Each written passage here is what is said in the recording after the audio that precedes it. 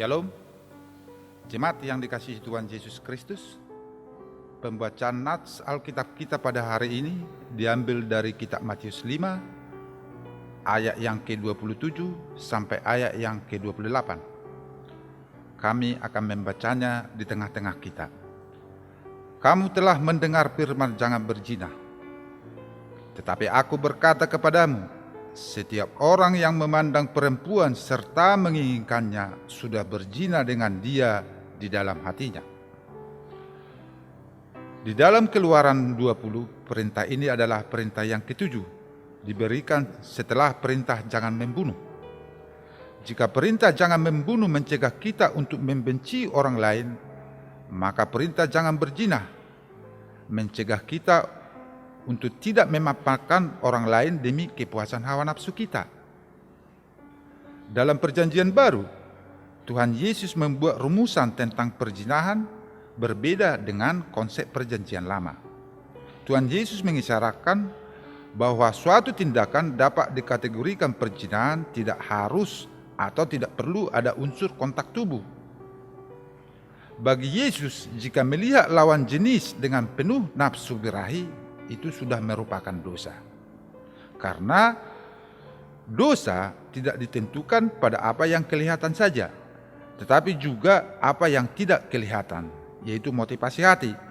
Inilah yang sering disebut jinah dalam hati. Yang menjadi pertanyaan, mengapa orang mau melakukan perzinahan atau perselingkuhan?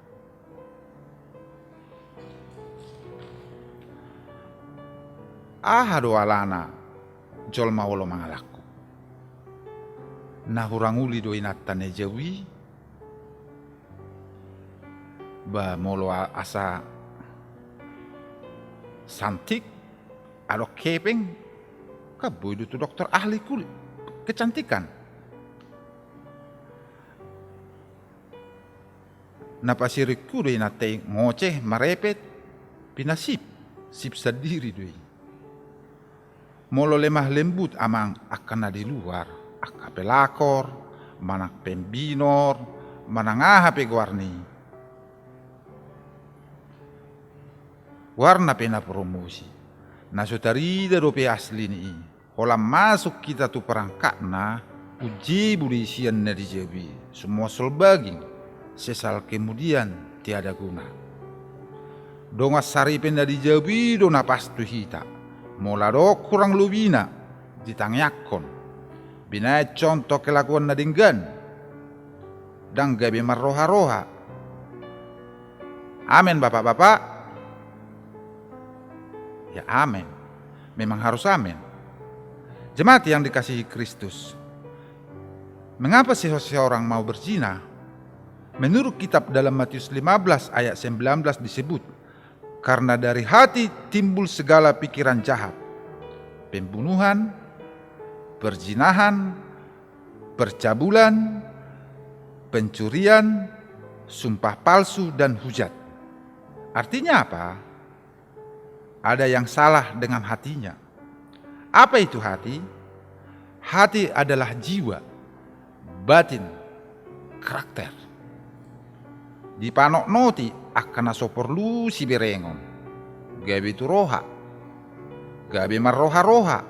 Mardua roha. Gabi si gurang roha. Molo nga si gurang roha. Nga perlu be konseling tu gereja. Perlu kita ingat, Raja Daud, raja terbesar dari kerajaan Ibrani, nenek moyang Yesus Kristus. Makanya Yesus disebut anak Daud, tertulis di Ibrani 11. Bahkan Allah pun mengakui bahwa Raja Daud, orang yang berkenan di hatinya, jatuh ke dalam perzinahan dengan Betseba karena tatapannya yang penuh nafsu. 2 Samuel 11 ayat 2. Jika tindakan fisik menjadi patokan, maka sebenarnya banyak orang yang dapat mentaati perintah jangan berzina ini dengan sangat baik. Banyak orang Kristen sebenarnya adalah penzina sejati, tapi tidak pernah tidur dengan orang lain selain pasangannya sendiri seumur hidupnya. Dia tidak jatuh ke dalam perzinahan secara fisik, tetapi apakah benar dia tidak melanggar perintah jangan berzina? Tuhan Yesus memberikan perintah mengenai jangan berzina dengan kedalaman yang sangat esensial. Mungkin dia tidak tidur dengan orang lain, tetapi hatinya menginginkan orang lain. Mungkin dia tidak berhubungan dengan orang lain secara seksual, tetapi gairahnya, passionnya ada pada orang lain. Mungkin dia tidak memeluk orang lain, tetapi perkataannya merayu orang lain yang bukan pasangannya.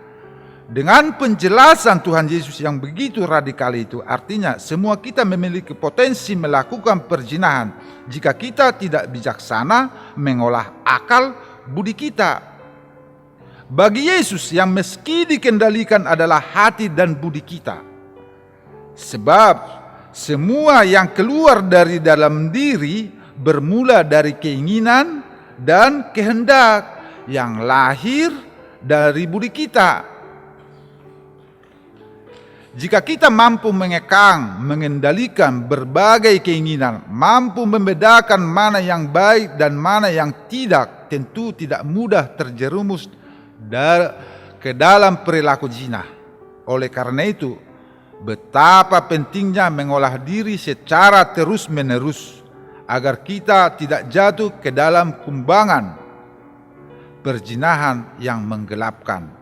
Di sisi lain,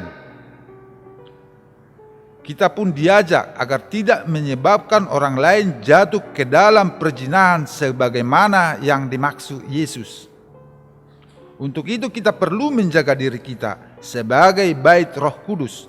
Kita diajak menghargai tubuh kita sebagai sesuatu yang kudus dan suci. Seluruh ekspresi kita hendaknya tidak memancing orang lain jatuh ke dalam perzinahan.